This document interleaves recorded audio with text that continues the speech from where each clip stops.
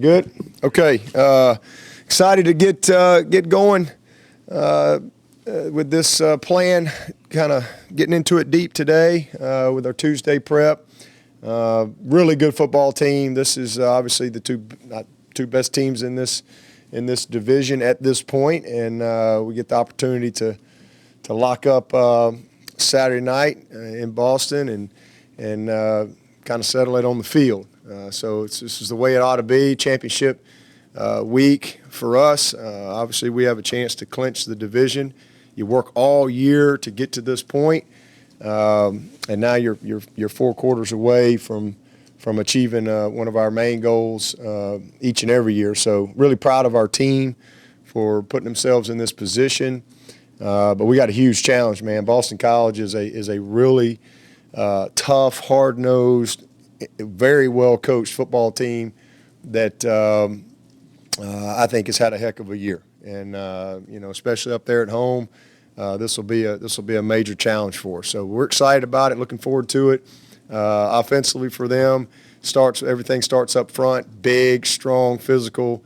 This team is built like us as far as they know who they are, just like we know who we are. And there's a lot of veteran leadership and a lot of veteran experience on both sides of the ball. So we're kind of mirror images of each other in that way. I think very prideful groups, us and them, but their style is a little different, and as far as how they go about doing things. You're going to see a lot of 12 and 13 personnel, so 2 and 3 tight ends in the ball game. And the quarterback is an outstanding player, very good football player. Dylan is a 245-pound back, and then 23 behind him is a heck of a player. I mean, these guys have all made big plays. 89, ironically, Swinney is his name. He's the best we've seen. He is a really, really talented player. Leads them in receptions. Got a couple good wideouts on the outside, 9 and 6. 6 got behind us last year, beat Trayvon deep down the sideline. So just a very well-coordinated offense. Stress you big time with all their action game, the boots, the swap boots, the pop passes, the nakeds. They do an excellent job from top to bottom on this offensive side. And then defensively, it's the same old Boston College. You look at our game last year, it was 7-7 in the fourth quarter, and we popped a couple big plays on them, and we're able to kind of get control of the game. But every yard is a tough, dirty yard against BC. I mean, they make you earn everything. Very well positioned, same thing. Very well coordinated on the defensive side. Really big and stout inside at D tackle. The 2 ends, 11 is right there at the top of the country in sacks. Number 2 is an All-American. They've done a nice job recruiting, especially on the back 7. I think that's where they've improved the most since I've been kind of competing against BC. They've always been really stout and good in the front 7. But the back group, their safeties and their corners, athletic guys that can cover, guys that can run, and they ask them to cover. They'll mix up their coverages and play some zone, play a lot of man. But the same thing, I think they're very well coordinated as far as how they game plan week in and week out to attack what you do best. So big challenge. Sound in the kicking game. Again, one of the better returners we've seen. I think he's averaging 11 or 12 yards a return. So this is what championship football is all about. You turn on the tape and you go, well, that's why they are where they are. They're a really good team. You turn on our tape and look at us and you go, oh, well, that's why we're where we are. So this is what it's all about. Bless you. And we get an opportunity to get after it Saturday night and see if we can find a way to win it. Coach, you won your first game there 10 years ago. Yep. Always special memories for you when you go up to Chestnut Hill? Yeah, almost to the date. I mean, it was November 1st was that first win, and so not too far past that, and it is always special memories. And that was an unbelievable moment. And every time I go up there, I think about that for sure. So hopefully we can find a way to celebrate in that locker room one more time. Definitely got some good memories. Coach, everybody talks about A.J. Dillon, rightfully so, but that number 23 you mentioned, he had a pretty big game up in Blacksburg. He did. He popped a big, split zone right up the middle on him, and was a big play. He's also really good in the passing game. They do a nice job of involving him. He's electric. He's a different type of runner. He's not as big. He's just over 200 pounds, but he's a very, very good player. And then Dillon is just, he's 245 pounds. That guy can move. He's a load. A lot of people bounce off of him, so you got to do a good job of swarming and getting more than one person there, and you better wrap up and try to tackle through his legs. You held him to just 57 yards last year on 18 carries. Is that just a testament to Christian and Dexter and how much they can eat up blocks in the middle? Yeah, we played well last year against these guys. We didn't play great offensively. We turned the ball over. We had terrible field position.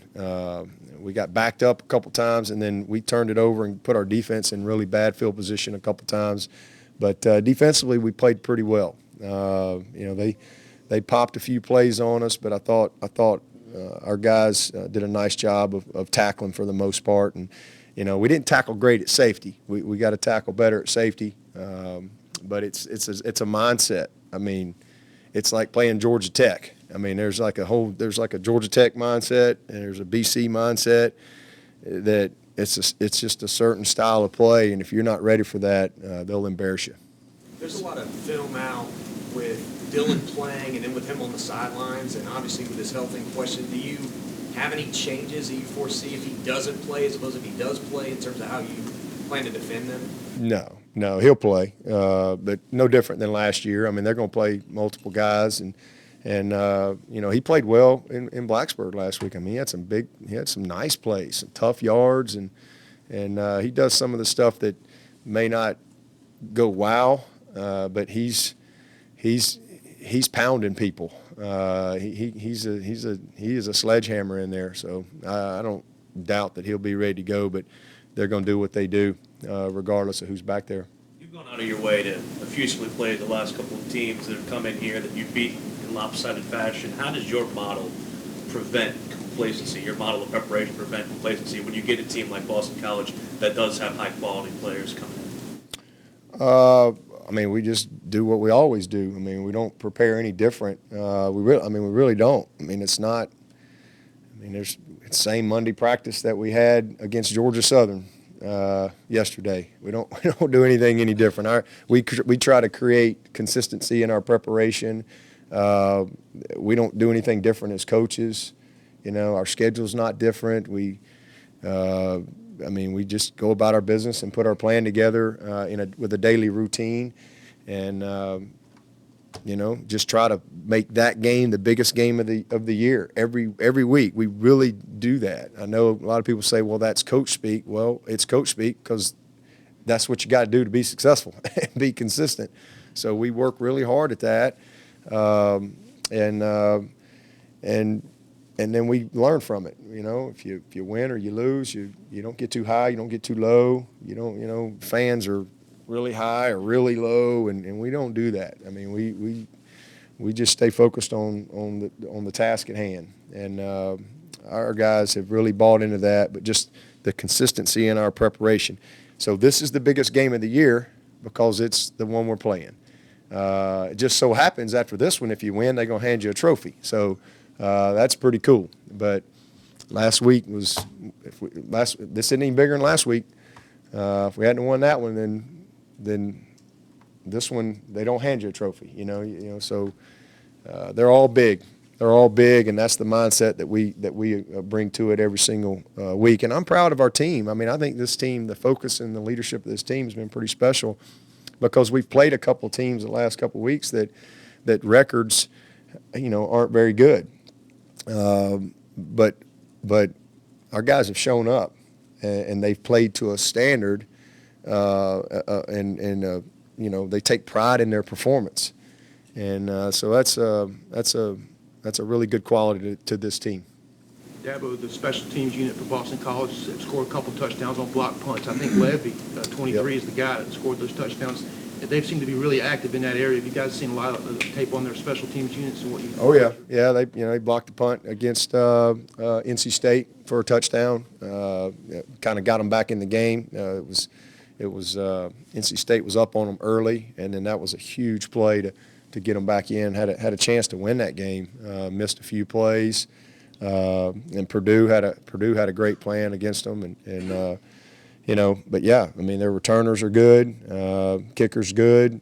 I mean, they come after it. I mean, we've got to be really disciplined, especially with our punt protection team, because they've got a couple of schematic things that can cause some problems if you're not locked into what you're doing and fundamentally sound and doing the things the way. Because if you take something for granted, they're going to hurt you because they will come after it. A lot of teams out there run tempo, but is BC unique in that they do it with like 9 tight ends? Yeah. You don't see many teams that play a lot of 12 and 13 personnel. That's just who they are. It's what they believe in. But then they'll get an empty. They'll formationally they'll do a lot of similar stuff. They've just got some different personnel that they do it with. But, they know what they're doing. They're very committed to who they are. And, again, it's well coordinated. They're not just calling plays. I mean, everything is intentional and purposeful. And then all of a sudden, boom, here comes a trick play. And you got it just they do. You have to be very disciplined with your eyes and your keys big time. You can't see too much. You better have little eyes when you play this bunch, because if you see too much, there's a lot to see when you got the amount of guys that they got in the box sometimes. Do you think Boston College fits into that image that we have of Northern football, just big offensive line, physical, have to beat you with the scheme rather think than so. The great players everywhere? I think so. I mean, I think Coach Adazio, I think he relishes that. I mean, that's just kind of his personality. He's an offensive line guy, and a great football coach. He's passionate. I mean, you think about BC, I think about toughness. I mean, I've been going against these guys for a long time now, so I don't know when we started playing them. So I know I was an interim in 2008, so probably about 2005 or 2006. Is that about right? So I mean, when was it? 2005. So we've been I've seen these guys a lot, and when I think of BC, that's what I think about: toughness. I think about pride. I think about discipline. I think about physicality.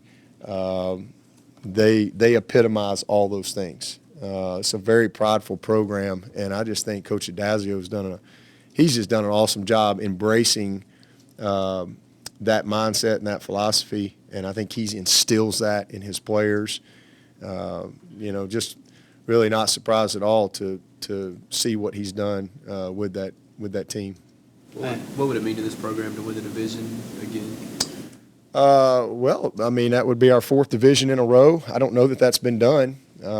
So that would be a great accomplishment, especially for this group of seniors that have accomplished just so much already. So it's something that's important to them, and it would mean that we'd have a chance to go to Charlotte and play for a 4th ACC title in a row, which hadn't been done. So it just you got to. You can't win 12 till you win 10. You can't win the ACC till you win the division. It just kind of all builds upon each other, so it just creates more opportunity for this team down the road.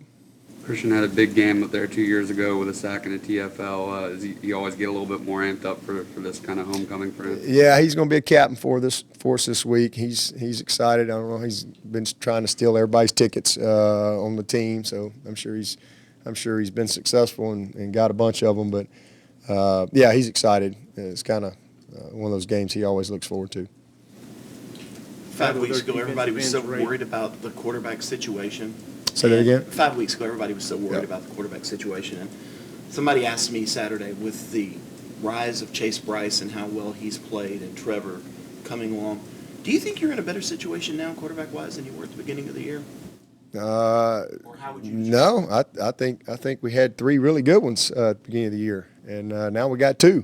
So I think 3's better than 2. I like to have as many good players as I can have. So, but it is what it is. I think we're in a good place, and those guys have done awesome. I mean, they really have. I'm really proud of Trevor. I mean, he's played 9 games, and it's just he's not a freshman anymore. I mean, he doesn't walk like one. He doesn't practice like one. He doesn't game plan like one. I mean, he's a veteran player now, and then Chase is kind of, man. He's played a lot in the last 5 games. This kid has gotten a ton of playing time, and he's done well. About every time he goes in, he moves us, and he's just playing at another level. Same thing on the practice field. I see the same thing. I mean, even just last night, he made a couple plays last night. I mean, it's just, you just see the confidence in him,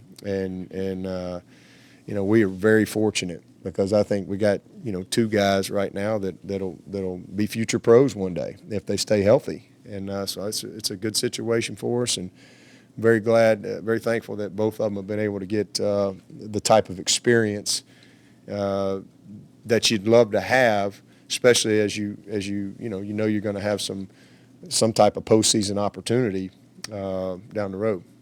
Both Allen and Ray